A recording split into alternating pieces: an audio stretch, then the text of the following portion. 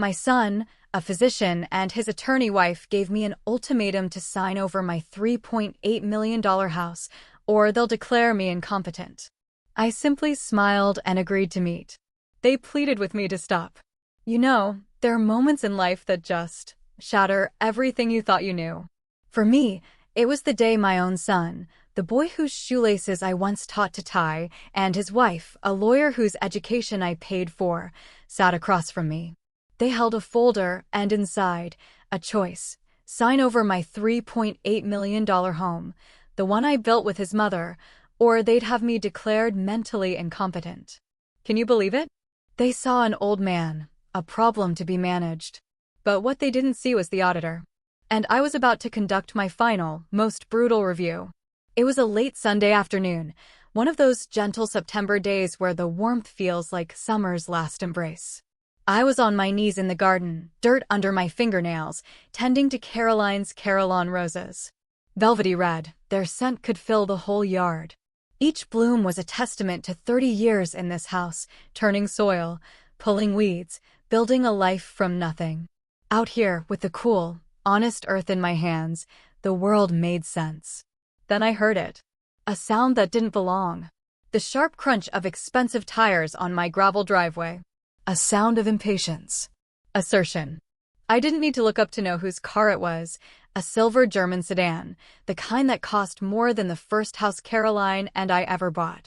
Slowly, I got to my feet, wiping my hands on my trousers. Daniel and Amelia emerged. They weren't dressed for a casual Sunday visit. Daniel, in a crisp polo and tailored slacks, looked like he'd just left the country club. Amelia, in a sharp dark pantsuit, her leather briefcase clutched tight, seemed to have come straight from a hostile negotiation. She was always dressed for battle, you know? I just never thought the battle would be with me. Dad. Daniel's voice wasn't a greeting. It was an announcement. No warmth, just a clinical assessment.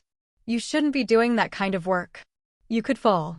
I've been gardening for 40 years, Daniel, I replied, my voice flat. I think I know how to stand up. Amelia stepped forward, her heels sinking slightly into the soft lawn. Her eyes swept over the property, not seeing the climbing roses or the ancient oak, but calculating square footage, property value. Robert, she began, using my first name, always a subtle power play to establish herself as an equal, not a daughter-in-law. We need to talk about some logistical streamlining. We've been running the numbers, and the upkeep on a property this size, for one person, is fiscally irresponsible. The words hung there, cold and sharp. Fiscally irresponsible. They had taken the sanctuary Caroline and I had built and reduced it to a line item on a spreadsheet. The house is paid for, Amelia. It has been for 20 years, I said, walking towards the stone patio. I didn't invite them in. Daniel followed, placing a hand on my shoulder. His touch felt proprietary, like a doctor examining a patient without their consent. Dad, it's not just about the money. We've been worried. We've noticed a certain cognitive latency in your recent calls. It's about mitigating risk factors. At your age, living alone. He let the sentence hang. The unspoken words, dementia, incompetence, helplessness, drifted in the air like poison. They were using their professions as weapons. She, the lawyer, spoke of assets. He, the doctor, spoke of ailments. Both were there to declare me obsolete. I looked at my son, at the man he had become. I saw the ghost of the little boy who used to help me in this very garden, hands covered in mud, laughing as he tried to catch a worm. That boy was gone. In his place stood a stranger in expensive clothes, his face a mask of false concern. Mom would have wanted you to be looked after, Daniel pressed, gesturing towards the roses. She wouldn't want you clinging to the past like this. It's not healthy. She would have wanted you to be practical. That was the first crack. The moment the ground gave way beneath me. Using her memory, Caroline's memory, as a tool to get what he wanted. A cold fury, quiet and deep, began to solidify in my chest. For 5 years since she passed, I had endured the missed calls, the brief, transactional visits, the subtle condescension. I had mistaken their neglect for busyness, their selfishness for ambition. I had been wrong. I finally looked them both in the eye. What do you want? Amelia's professional smile didn't reach her eyes. Daniel took a breath, as if preparing to deliver a difficult diagnosis. "We're moving in tomorrow, Dad," he said. "We've already arranged everything.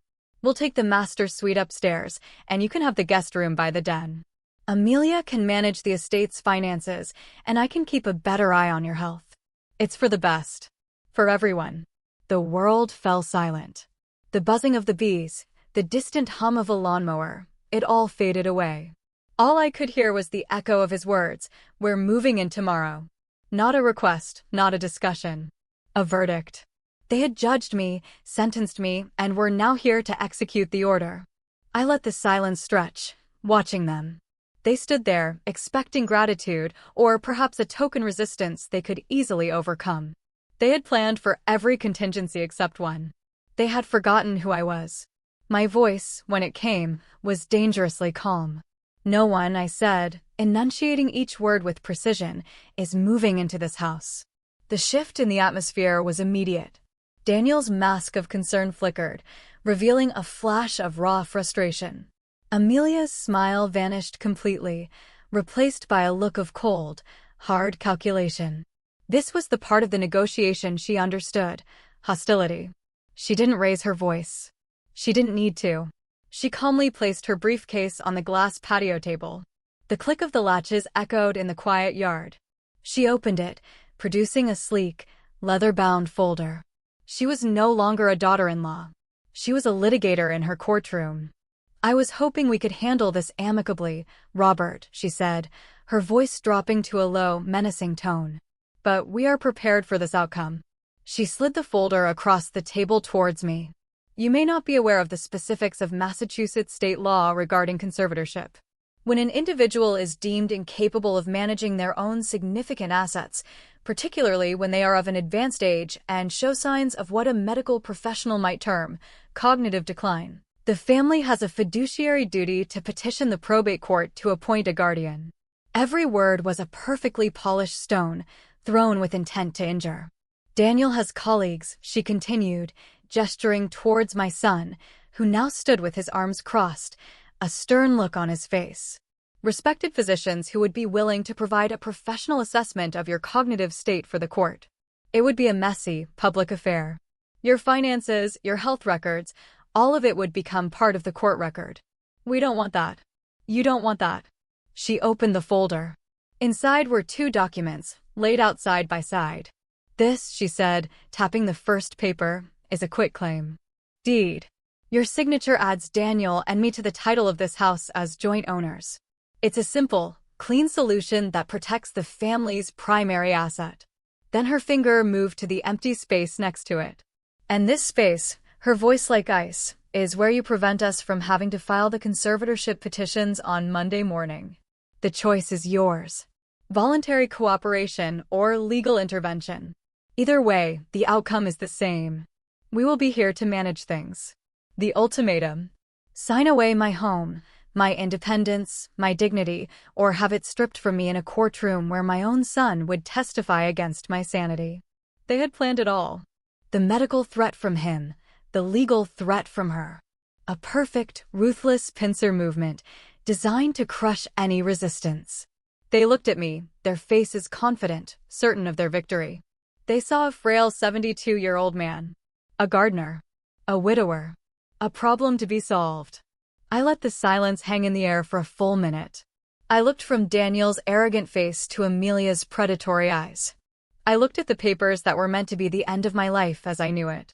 And then I did something they never expected. I smiled. It wasn't a warm smile.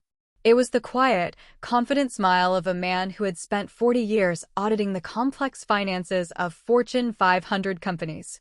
A man who knew how to find the hidden flaw in any system. They had presented me with what they thought was a closed loop, a perfect trap. But they had made a fatal miscalculation. They had shown me their entire strategy. Their confident expressions faltered, replaced by a flicker of confusion. My reaction was not in their script.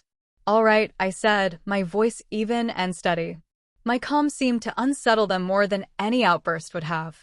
"Let's meet at my lawyer's office. David Sterling. Friday, 10 a.m. We can discuss the details then." I stood there on the patio for a long time after the silver sedan disappeared down the driveway. The silence it left behind was louder than the engine's roar. The air, which had smelled of roses and damp earth just an hour ago, now felt thin and sterile. I looked at the glass table where Amelia's folder had rested. A ghost of a threat still imprinted on the polished surface. They had come into my home, the home I built with Caroline, and tried to turn it into a cage. They had used my love as a weakness and my age as a weapon. I walked back inside the house. It felt unnervingly vast and empty. Every familiar object seemed to watch me. The grandfather clock in the hall, a wedding gift from Caroline's parents, ticked on, each second a steady, measured beat in the new, cold reality. I passed the living room and saw the photograph on the mantelpiece. It was of Caroline and me, taken the day we finished building the deck. Our faces flushed with sun and pride. Behind us, a much younger Daniel, maybe 10 years old, grinning, a smudge of dirt on his cheek. For a moment, a wave of pure grief washed over me, so powerful it almost buckled my knees. It wasn't just grief for my wife. It was grief for the son I thought I had, the family I thought we were. But grief is a luxury. It's a warm blanket for a cold night. What I was feeling now was different. It was cold, hard, and clear, like a sheet of ice forming over a deep lake. I walked into my study, the one room in the house that was entirely mine. Paneled in dark cherry wood, lined with books on history and finance. This was where I had managed our family's finances for 50 years, turning a modest salary into a small fortune through careful, patient investment. It was where I taught Daniel how to do his taxes, how to balance a checkbook. It was a room of logic, of cause and effect. I sat down in my worn leather chair, the one that still held the faint scent of Caroline's perfume from the throw blanket she kept on it. I didn't hesitate. I didn't wring my hands. I picked up the phone and dialed a number I knew by heart. It rang twice. David Sterling. The voice on the other end was familiar, steady. A voice that had been my counsel and my friend for 40 years. "David," I said. "It's Robert." "Robert. Good to hear from you." "How are the roses?" he asked, his tone warm and easy. "The roses are fine," I said. "But the sun is not." The warmth in his voice vanished, replaced by the sharp focus of a lawyer. "What happened?" I recounted the entire visit. My voice a monotone, reporting the facts as if I were delivering an audit report. I told him about their unannounced arrival. Amelia's talk of asset optimization. Daniel's pseudo-medical concern about my cognitive latency. I told him about the ultimatum. The quitclaim deed or the conservatorship. When I finished, the silence on the other end of the line was heavy. Then came the explosion. "That ungrateful, arrogant little, he did what? After everything you've done for him? A conservatorship. Robert, I will tear that woman apart on the stand. I'll make her regret ever passing the bar exam. We'll fight this. We'll get our own doctors. We'll get character witnesses. This is an outrage." "An absolute, David," I said, my voice cutting through his righteous anger. It was the same tone I used in boardrooms when emotions were running high and facts were being ignored. He stopped mid-rant. "Stop. I appreciate the fire, my friend. I truly do. But right now, I don't need you to get angry." I paused, letting the weight of my next word settle. "I need you to get everything." There was another beat of silence as David shifted gears, the loyal friend stepping back and the shrewd lawyer stepping forward. "Everything?" he asked, his voice now low and focused. "Define everything, Robert." "Start with the education files," I said. "All of them. Do you remember the tuition for Deerfield Academy? The 4 years at Yale for his undergrad? Pull the records for all of it. I want a number." "I remember," David said quietly. "Caroline was so proud." "She was," I agreed, a lump forming in my throat. I swallowed it down. This was not the time for sentiment. "Then I want the records for the down payment on his first condo in Beacon Hill. The 20% I gave him as a gift after he graduated. The one he sold 2 years later for double the price, right before he met Amelia." "I have it," David confirmed. "It was a substantial gift." "It was," I said. "But there's one file in particular I need you to find. It's from the fall of 2005. It should be labeled DG Educational Loan. I could almost hear David frowning over the phone. The med school tuition, Robert? I thought you paid for that outright. You told me it was a gift, to give the boy a clean start. I leaned back in my chair, looking at the ceiling. That's what I told Daniel. That's what I let him believe. But it was never a gift, David. You and I know the truth. We drew up the papers together, remember? An official interfamily loan agreement for $350,000. We set a modest interest rate for percent, compounding annually. You notarized it yourself. It was ironclad. The line was silent as the implications of what I was saying sank in. My God, Robert, he finally breathed. I had forgotten. You never once mentioned it again. You just let it go. I let him forget, I corrected gently. I told him he could start paying it back in small increments once he was established as a surgeon. He got established. He started making $500,000 a year, then $750,000. But the payments never came. I never asked. I thought his success was payment enough. I thought my son's happiness was my return on investment. I let out a dry, humorless laugh. It appears I miscalculated the terms of that happiness. What do you want me to do? David asked, his voice now a blade. I want you to run the numbers, I said, my voice dropping to a near whisper.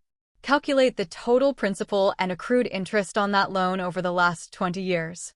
I want a precise, legally indefensible number, down to the last cent.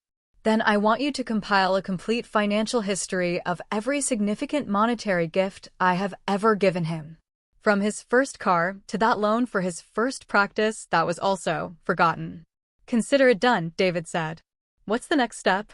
The next step, I said, looking out the window as the sun began to set, casting long shadows across the lawn, is to find me the best private investigator you know.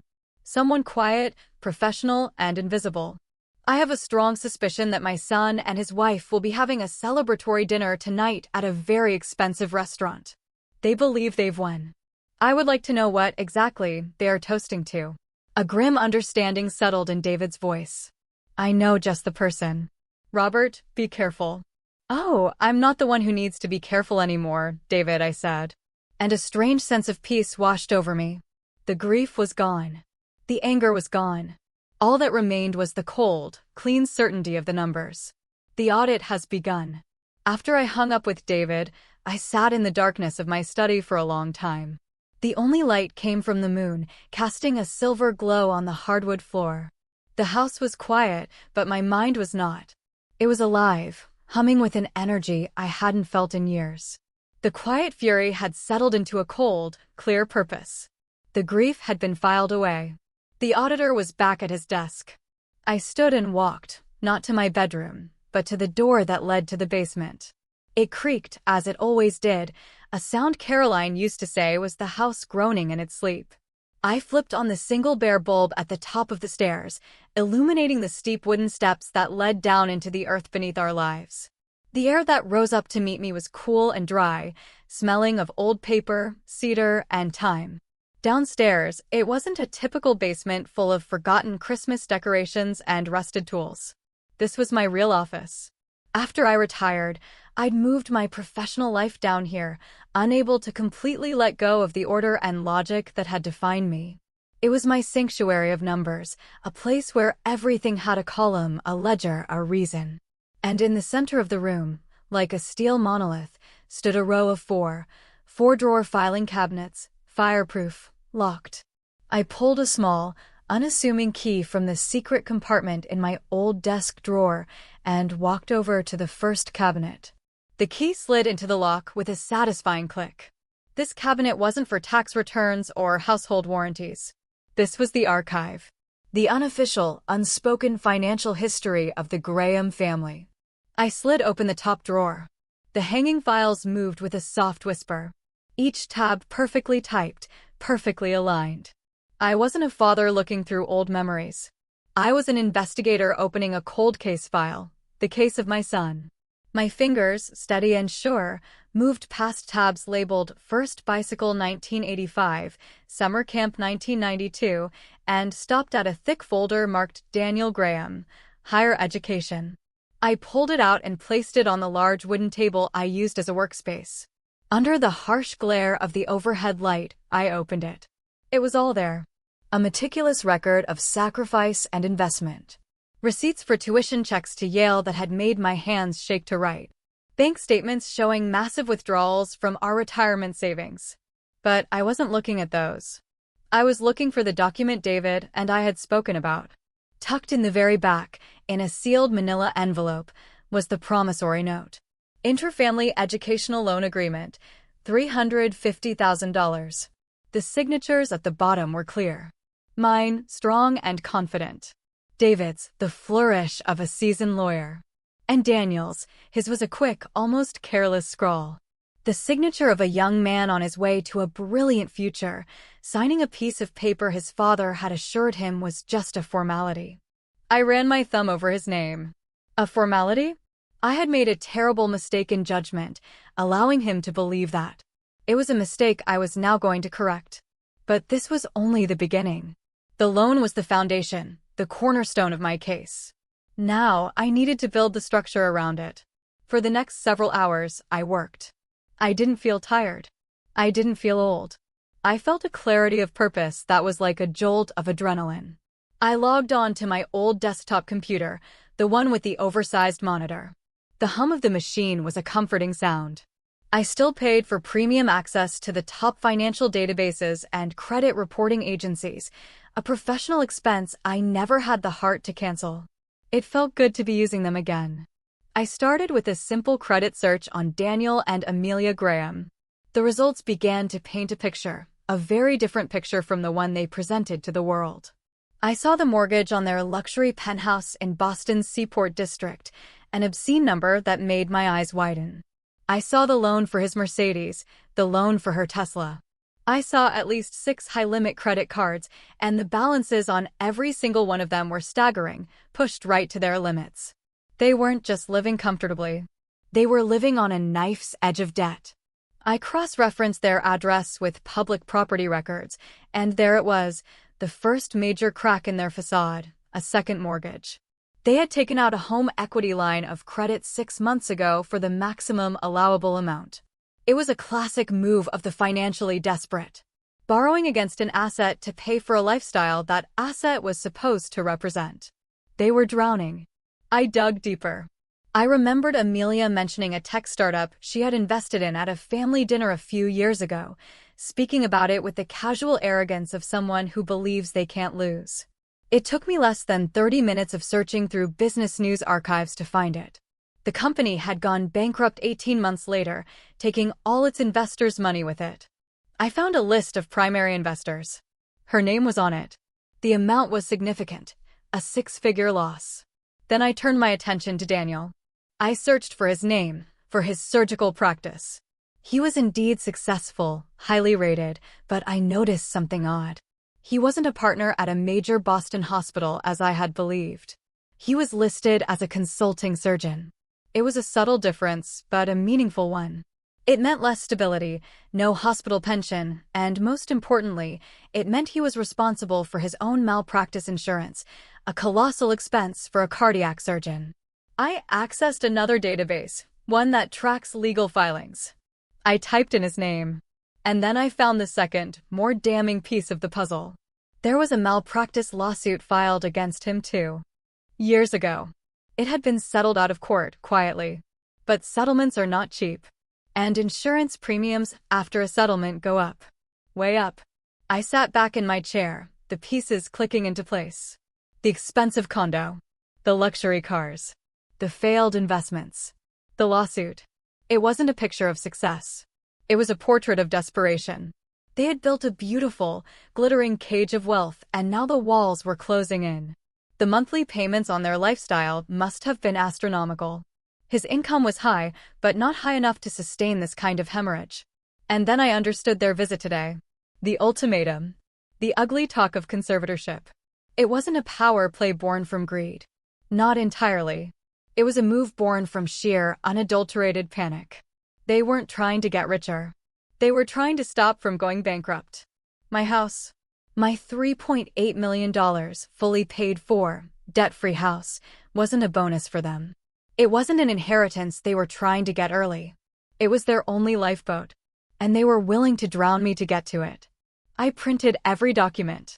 The credit reports, the mortgage records, the articles about the failed startup, the court filing for the malpractice suit. I stacked them neatly on the table. It was no longer a collection of papers. It was a weapon. A precise, undeniable, factual weapon.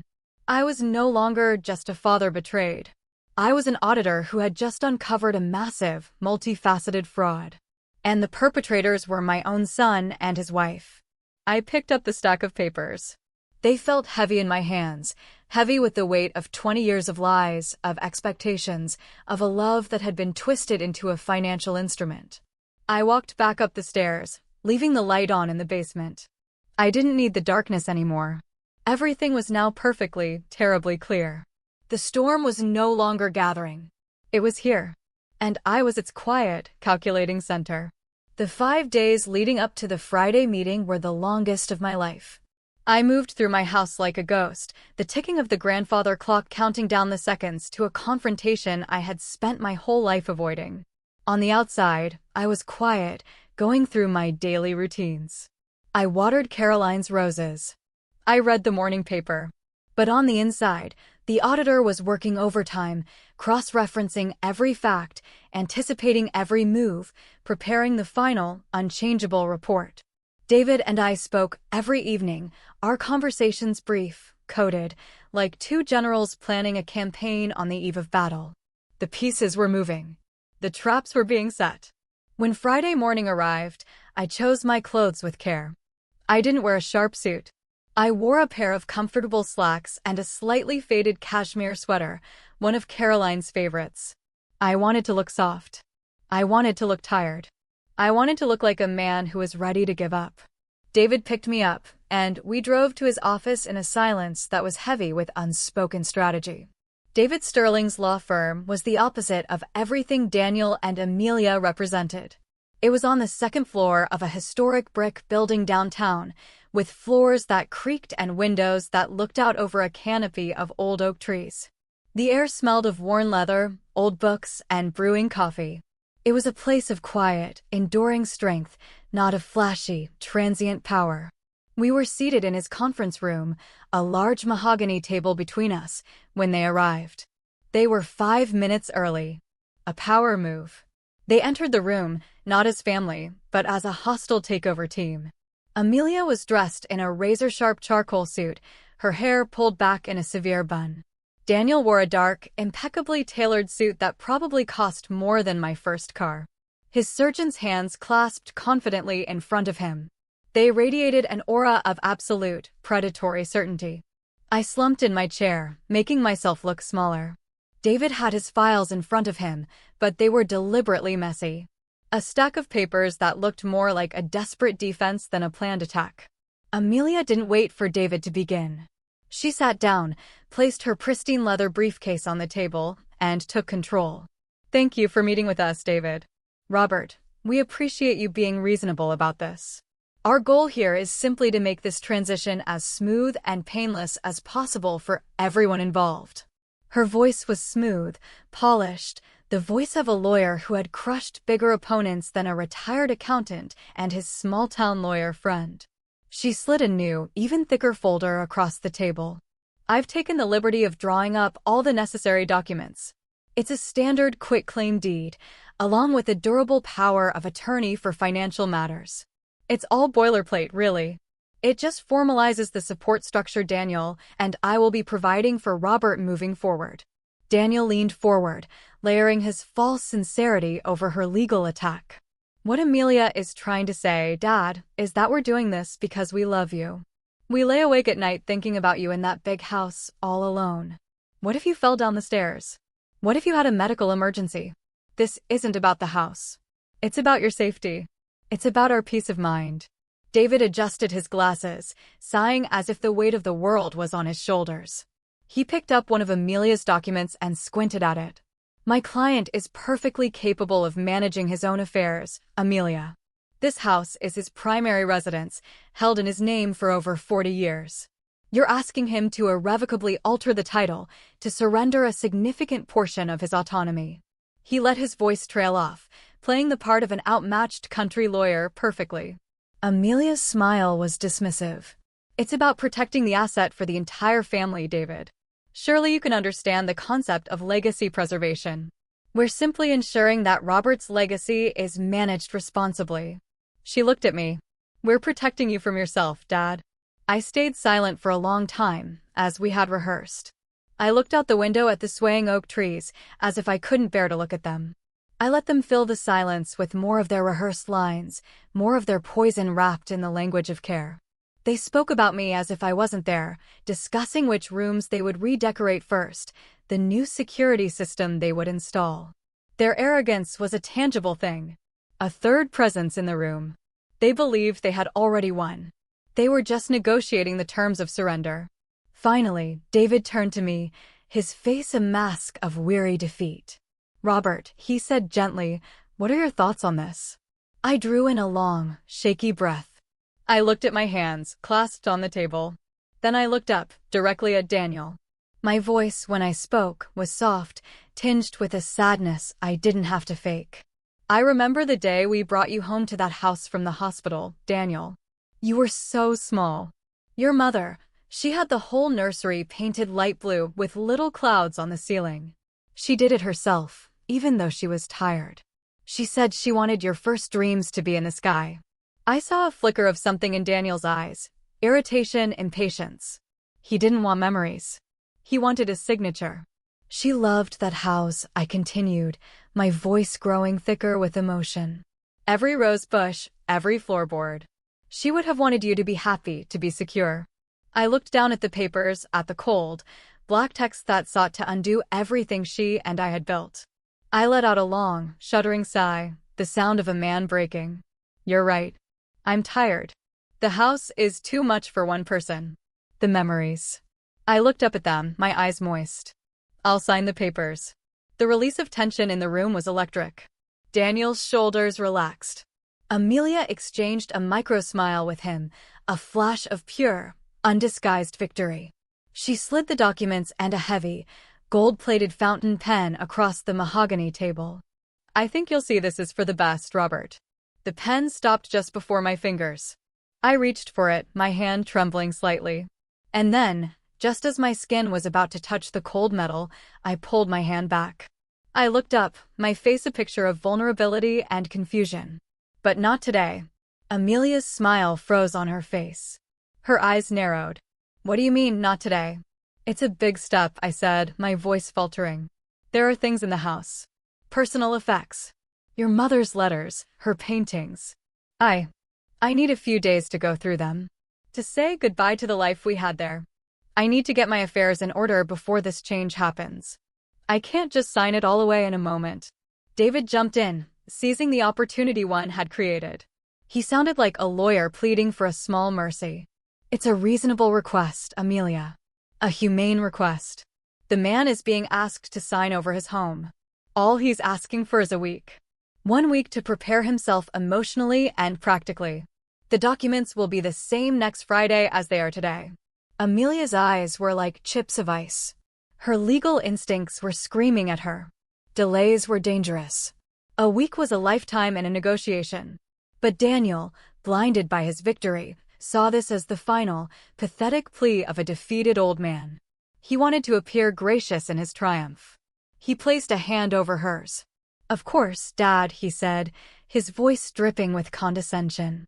"We understand completely. It's an emotional time. Take the week. We're not monsters. We'll come by the house next Friday and we can sign everything then. In the meantime, we can start getting quotes from contractors for the upstairs renovation." Amelia was furious. I could see it in the tight clench of her jaw, but she was outmaneuvered by her husband's ego. She couldn't object without looking like the villain she was. She forced a tight, brittle smile. "Next Friday, then." They stood up, gathered their things, and left the office with the confident strides of conquerors. The heavy oak door clicked shut behind them, leaving David and me alone in the silent room. We didn't speak for a full minute. I watched the dust motes dance in the shaft of sunlight coming through the window. Then I slowly sat up straight in my chair. The slump in my shoulders disappeared. The weariness in my eyes evaporated, replaced by a focused, diamond-hard glint. David took the messy pile of papers in front of him and with one smooth motion squared them into a perfect, orderly stack. He looked at me, a slow grin spreading across his face. "Did they take the bait?" he asked. I picked up the heavy gold pen they had left on the table, feeling its weight in my hand. "Hook, line, and sinker," I said. That very evening, the city of Boston glittered with the cold, hard light of a million ambitions. While I was in my quiet basement unearthing the truth of the past, my son and his wife were downtown celebrating their version of the future. They didn't know they were being watched. They didn't know that every word they spoke was being captured, every triumphant laugh recorded for posterity. David had been efficient. The private investigator he hired was a man named Peterson, a former detective with a talent for blending into the background. Peterson was sitting at the bar of a ridiculously expensive steakhouse, a place with dark wood, dim lighting, and waiters who moved like ghosts. He nursed a glass of club soda, looking at his phone, a perfect portrait of a bored businessman waiting for a client. But the phone was not idle. Its microphone was aimed at a corner booth 2 tables away where Daniel and Amelia were raising their glasses. The first part of the recording Peterson sent me later that night was just the clinking of crystal. Then Amelia's voice, sharp and clear. To a smooth transition. The words laced with victory. To finally getting what we deserved, Daniel replied, his voice thick with smug satisfaction. "They drink." Peterson noted it was a $90 bottle of champagne. "I have to admit," Daniel said, a low chuckle in his voice, "the old man almost had me with that performance today. All that nonsense about mom and painting the nursery. I thought for a second he was actually going to burst into tears. He really is getting soft in his old age." Amelia made a dismissive sound. "His emotionalism was a predictable variable, Daniel. An easy one to manipulate. It's what I told you all along. Frame it as a matter of his own safety. Appeal to his sentimentality, and he'll fold." "He certainly compromised today," Daniel laughed. "A whole week. He needs a whole week to say goodbye to some old letters." He shook his head in disbelief. "It's pathetic." "Let him have his week," Amelia said, her tone shifting from celebratory to all business. "It doesn't change the timeline. The moment his signature is on that quitclaim deed next Friday, I'll have it couriered to the county registry and filed electronically. By Monday afternoon, we will be legal joint tenants on the title. The asset will be secured. And the bank." "I had lunch with Mark from the private banking division yesterday," Amelia said, her voice confident, assured. "I told him we were consolidating our family's real estate holdings.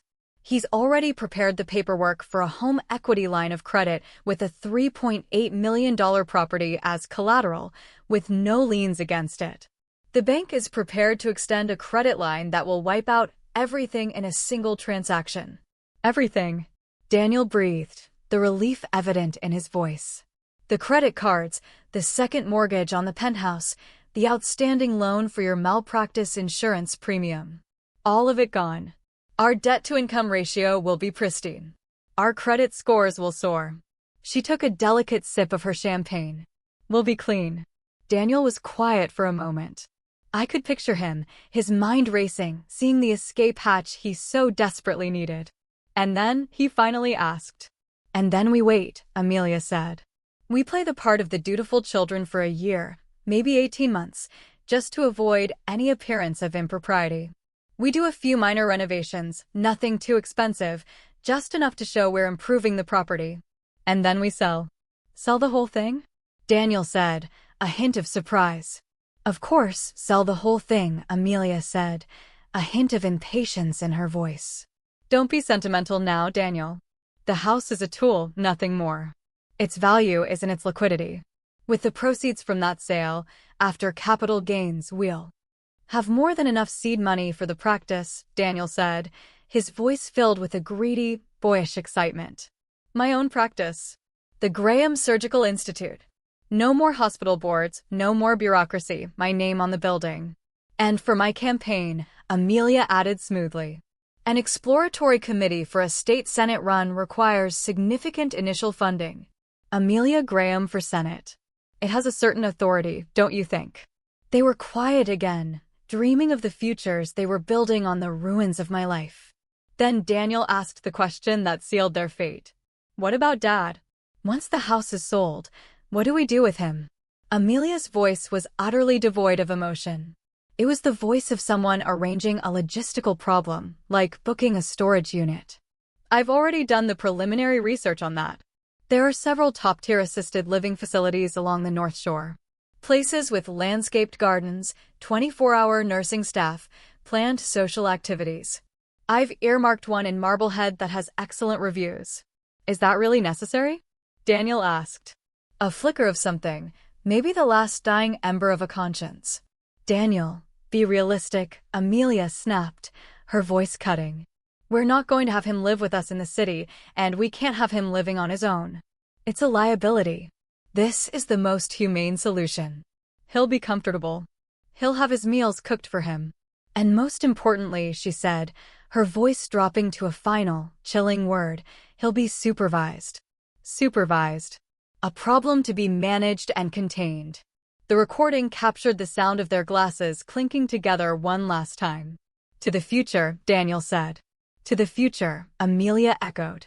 Peterson stopped the recording, paid for his club soda in cash, and walked out into the cool Boston night, leaving my son and his wife to finish their champagne. They were completely oblivious. They had no idea that in their moment of ultimate triumph, they had just given me the one thing I needed most. They had just confessed. And my quiet, patient auditor's report was now complete. The 7 days that followed the meeting at David's office were a masterclass in the art of silence. For Daniel and Amelia, it was a silence that began as a smug, self-satisfied quiet. They had won. The old man was defeated. They spent the weekend browsing online catalogs for kitchen renovations and high-end Italian furniture. By Monday, their silence had shifted to impatience. By Wednesday, it had curdled into a low-grade anxiety. They started calling. First, it was Daniel, his tone casual. Hey, Dad. Just checking in. Hope you're doing okay. The call went to voicemail. An hour later, Amelia tried. Her approach was more direct. Robert, it's Amelia. I'm just calling to see if you need any help with packing boxes. That call also went to voicemail. They left messages. They sent texts. All of them went unanswered. Their confidence began to fray at the edges. He's being dramatic, Daniel insisted to Amelia over dinner on Thursday night. I learned this later from Peterson's final report. He's sulking. He's trying to make us feel guilty. Let him. He'll be ready to sign tomorrow as promised. But Amelia, the lawyer, was not so sure. In her world, silence wasn't an emotional response. It was a strategy. An unanswered call was a red flag. A week of total silence from an opponent you thought you had beaten was a siren. She couldn't put her finger on it, but a cold knot of unease was tightening in her stomach. She was right to be worried. Because my silence was not the silence of defeat. It was the silence of a workshop. It was the silence of a man who had a great deal of work to do and a very short time in which to do it. While they were picking out paint colors, I was meeting with a woman named Sarah, a discreet real estate agent David had known for years who specialized in private, off-market sales of high-value properties. While they were calling me and getting my voicemail, I was on the phone with the president of a national moving and storage company, arranging a logistical operation with military precision. While they were growing anxious, I was sitting in David's office for a second, much different meeting, signing a stack of documents, each signature a firm, decisive stroke of the pen. The house was a hive of quiet, purposeful activity. My plan was not just a thought anymore. It was a series of executed actions, an engine humming silently, waiting for the key to be turned. On Friday morning, the final day, my house was quieter than it had ever been. It was an empty, echoing quiet. I sat in my study at the desk where I had done my life's work, a single cup of black coffee steaming in my hands. I was calm. I was ready. At precisely 9:30 a.m., my phone buzzed on the polished wood of the desk. A text message from Daniel. The words glowed on the screen, a beacon of his impatience and arrogance. We're on our way. The movers are coming at noon. I read the message. I took a slow, deliberate sip of my coffee. The taste was rich and slightly bitter. I picked up the phone. My thumbs moved slowly, typing a reply. Each word was chosen with the care of an auditor finalizing a report that would change everything. Everything is ready for you, son. I've left an envelope for you on the mantelpiece. Read it before you unload anything. I hit send. The message disappeared into the ether. The trap was set. The key had been turned. All that was left was for them to walk through the open door and discover the room was not at all what they expected. The drive to the house was filled with a tense, triumphant energy. Daniel tapped his fingers on the steering wheel, a rhythm of impatient victory. Amelia was on her phone, confirming the arrival time of the moving truck with a crisp, efficient tone. They had waited a week, and in their minds, their prize was finally ready to be claimed. They turned onto my street, the familiar canopy of ancient maple trees shading the road. They were talking about the color they planned to paint the master bedroom when Daniel suddenly went silent. His foot slammed on the brake, the expensive sedan lurching to a halt in the middle of the road. Amelia looked up from her phone, an annoyed expression on her face. "What is it, Daniel?" And then she saw it. Planted firmly in the center of my perfectly manicured front lawn was a sign. It wasn't a cheap, flimsy thing. It was a handsome dark wood sign from a high-end real estate firm, the kind that dealt in quiet, multi-million-dollar properties. And on that sign, in bold, blood-red letters, was a single, impossible word: sold. For a moment, they just stared. The word didn't compute. It was a glitch in their reality. A piece of data that didn't fit their carefully constructed plan. "What is that?" Daniel whispered, his voice barely audible. That's not possible." Amelia was the first to react.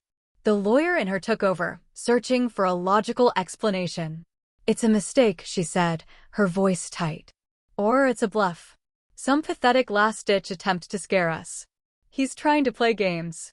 She opened her car door, her movement stiff with a sudden, cold anger. "Let's go. We're sticking to the plan." They walked up the stone path, their confident strides from the previous week gone, replaced by a sense of urgent dread. The house looked the same. The roses were still in bloom. But the sign on the lawn cast a dark shadow over everything. Daniel fumbled with his key, his hand shaking slightly. He finally got it in the lock, turned it, and pushed the heavy oak door open. The echo of the door swinging open was the first thing that hit them. Their footsteps on the marble floor of the foyer, usually muffled by a thick Persian rug, now clicked and echoed through a vast, cavernous space. They stopped dead, their eyes wide with disbelief. The house was empty. Completely, utterly empty. The rug was gone. The grandfather clock was gone. The portraits on the wall, the antique console table, the crystal chandelier, all of it had vanished. The air smelled not of lemon polish and old wood, but of industrial cleaning solution and fresh paint. The anonymous scent of a property that has been neutralized, stripped of all personality, all life. They walked slowly into the living room. Sunlight streamed through the huge, bare windows, illuminating a space that was no longer a home, but a hollow architectural shell. The scuff marks where the sofa had been. The faint outline on the wall where Caroline's favorite painting used to hang. It was a crime scene of a life that had been erased. And then they saw it. In the center of the vast, empty room, sitting alone on the cold marble mantelpiece above the fireplace, was a single object, a thick, brown manila envelope. My handwriting was on the front, clear and steady: Daniel and Amelia Graham. They approached it like it was a bomb. Amelia, her face a pale mask of fury and confusion, snatched it from the mantelpiece. Her hands trembled as she tore open the flap. Daniel crowded behind her, looking over her shoulder. The first document she pulled out was a sheaf of thick, official-looking papers. At the top, in bold lettering, were the words, "Real estate sale and purchase agreement." Amelia's eyes, trained to scan legal documents in seconds, flew down the page. She saw the property address. She saw the sale price, $3,800,000. She saw the terms, all cash, no contingencies. She saw the closing date, the day before. And she saw the buyer, an anonymous trust company she had never heard of. A choked, strangled sound escaped her throat. It's real," she whispered, the papers shaking in her hand. He sold it. He actually sold it. Daniel grabbed the contract from her, his face ashen. He stared at the signature line, at my familiar, unwavering signature. The house was gone. Their lifeboat, their prize, their future. It had vanished into thin air. But there was more in the envelope. Beneath the sale contract was another document. This one was different. It was a formal legal notice from David Sterling's law firm. Daniel's eyes scanned the first few lines, a look of utter confusion on his face. What is this? DG educational loan? Some kind of joke. Amelia ripped the paper from his hand. Her legal mind understood instantly. She saw the date, 2005. She saw the principal amount, $350,000. And then she saw the meticulously calculated table below it, showing 20 years of 4% compounding interest. Her finger traced along the bottom line, the final, terrifying number. "Oh my God," she breathed, all the air leaving her lungs. "It's the med school tuition." It wasn't a gift. It was a loan. She looked at Daniel, her eyes wide with horror. "Daniel, he's calling the loan with interest. We owe him.